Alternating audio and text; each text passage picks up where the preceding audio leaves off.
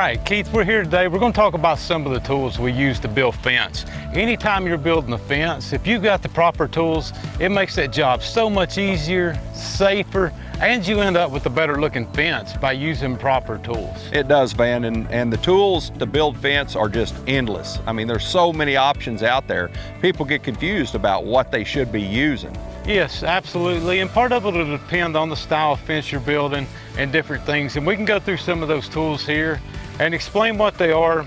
There's different options in them, but Beckard has a really good selection of tools to help you build fence and build a nice fence. Before we get started, let's talk about the most important tool in your toolbox. Guys, protect your eyes when you're out on the fence row. That wire is sharp, it's got a lot of torsion in it. A little piece of wire, you can cut it, it flips back and hits you in the eye, it's life-changing. At the bare minimum, wear a good pair of sunglasses when you're out there or some sort of eye protection.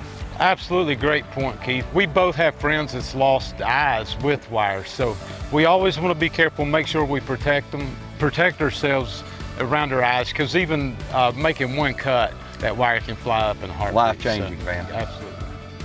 And we need to protect those hands. Yep, absolutely. So, always have a good pair of gloves, especially if you're working with barbed wire. Oh man, it tends to be more aggressive. So we always wear a good pair of gloves and leather boots if possible. And both of us wear steel-toed boots. Yeah. Bare minimum, good pair of heavy leather boots when you're out there, because things happen. Absolutely. All right. So we'll get started, guys. Probably the two most common tools out there that you're going to be using on the fence line, good couple pairs of pliers. Yep. And we do sell the Nip-X wire cutters. It's probably one of the best wire cutter, if not the best wire cutter on the market, man. Yep. They're good, they're sharp. They've got the mechanical advantage to it, and a good pair of flat blades are always great when you're out on the fence row. Yep. And next step from there was probably the hammers, Keith. Oh. So good claw type hammer always works good on the fence line driving staples. Yep. We do use a ball peen or heavier when we're working with our stretcher bars to drive wedges in, because you want to get those locked down really good on the wire so you don't get any slippage. Very good point. But a hammer is always handy when you're out on the fence line. You can do a lot of different techniques with this, whether it's pulling wire if you need to in a fix. Pulling wire, twisting wire. Yep. Driving in a couple staples where the bulls have pushed out of your posts. Yeah, exactly. You mentioned the stretcher bar, Van, and I get a lot of questions out of my territory. I'm not sure if you do. Get a lot of questions. Hey, the stretcher bars are kind of expensive. I'm only going to be building fence a little bit. Can I bolt a couple of 2x4s together and make these pulls? And I tell people you could do that, but you're not going to get near as much tension on the fence. Yep. You're not going to get a good even pull by doing that. And this is our 4'5" wedge stretcher bar. Yeah. Probably the most common used stretcher bar out on the market. Yeah, absolutely. And I get questions a lot too. Am I going to damage my wire when I drive these wedges? Very good point. But these wedges, you can see this one's been used, got a little bit of mushrooming on the top. Yeah. It is softer metal than the wire is, so it'll actually deform rather than damage your wire, as long as you get them in good and straight and don't put that edge down the. And this is one of my bars. If we knock the wedges out, you can actually see that wire indention in the back of my stretcher bar in the wedges. Absolutely, and there are lots of options. This is a 4 foot. There are 5s, 6s, 8s, 10s. I don't like getting my 10-foot bar out. I don't either. To go along with that, you know, you can pull these stretcher bars with a cable puller, come along, something that you have in the barn, right? You don't have to use every tool that we have in our arsenal, but you know, we just like to show people the tools that are available out there. And to come in behind that stretcher bar, Van, and I think we've used these a couple times this week here in Northeast Wyoming for things other than pulling the stretcher bar. Absolutely, these are great tools to have around I think you've used them here to pull a chute into place. Yeah, we did, but you know, talking about these chain pullers, they work really well. Talk about proper tools you can use come alongs. You've got to watch for fraying in that cable. Right. These work really well, and it gives you really good adjustment. Having one on top and bottom, you can walk them up an inch or inch and a half at a time. Right. So it really helps making a good looking fence, making sure you get everything to proper tension. They actually come with the 20 foot of chain. Yep. They're hooked on the ends. Van, what I really like about these are the speed. Yep. It picks up 2 links at a time. I mean, you can pick up slack very, very quickly by using these stretcher bar Yep. pullers. Yep. To go along with that, Keith, a lot of times we will use chain grabs when we're doing barbed wire, smooth wire, but same concept. You just got a grabber to grab Yep. your wire. You can lock on and then use your chain. 5 foot of chain comes with it. Grab wire on the other side, or you can take that chain and wrap around the post and hook. Yep. And walk back and pull up to terminate on the end. I think- These are really handy for repairs too. So if we get a break, limb falls on the tree, Yeah. I use mine a lot to I do pull too. up and pull my wire back together, splice it together with the gripple or crimp, whatever I have.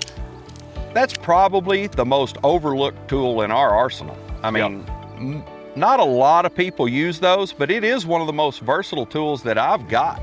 It is. Like you said, repairs. I pull barbed wire with mine. Yep. I'll hook in with it, walk it down the chain, and actually pull barbed wire with it. Yep. It's a very good tool.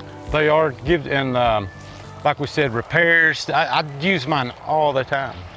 Van, over the past couple of years, Beckart has developed some of these speed clips Yep. with a zinc aluminum coat. Yep.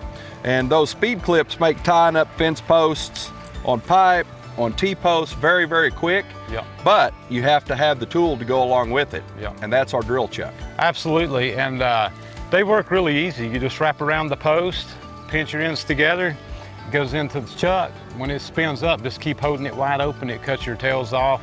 Right. But really good ties. Got the Very Bezinol strong. coating. They're strong. They do a really good job holding the pipe or to the T-post, Keith. Yep. So now we're going to get just a little more advanced.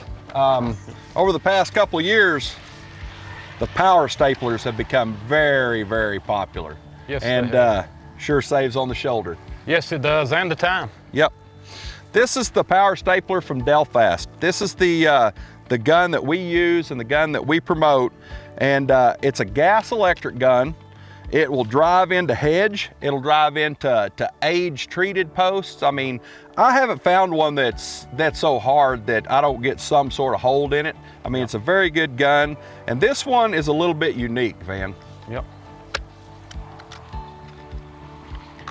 You don't have to buy a special gas cylinder. Yep. If you leave these out in the sun, a lot of times they'll pressure up, you'll bleed a little bit of gas off. The next thing you know, you're out of gas. Now, gas does come with every bucket of staples, but sometimes it bleeds out. And this gun, you just run down to your local hardware store, pick up a small cartridge of framing fuel, something like that most everywhere carries. You just drop it in,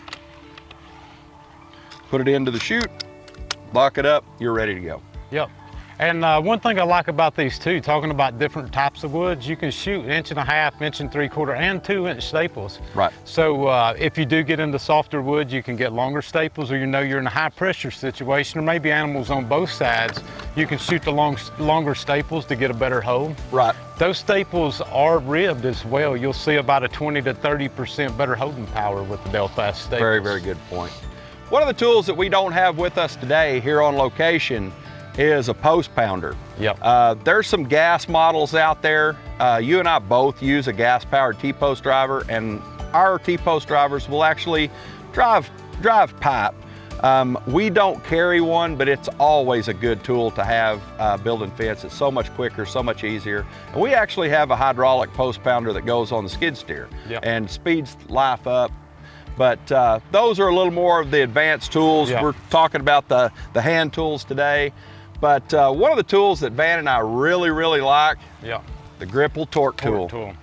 These work great. It has a torque setting on it, so when you're putting tension on wire, you can set this. It'll click off and let you know when you have the proper amount of tension. Oh, it fits the B-Fast brace kit as well when we're building wood Yep. posts. We use that Absolutely. B-Fast as the twitch wire. Yep. And once you have the torque tool, it fits every gripple that's out there in the arsenal. Absolutely, Keith. And it makes for quick and easy repairs. You can put tension back on the fence if you've got an old damaged fence.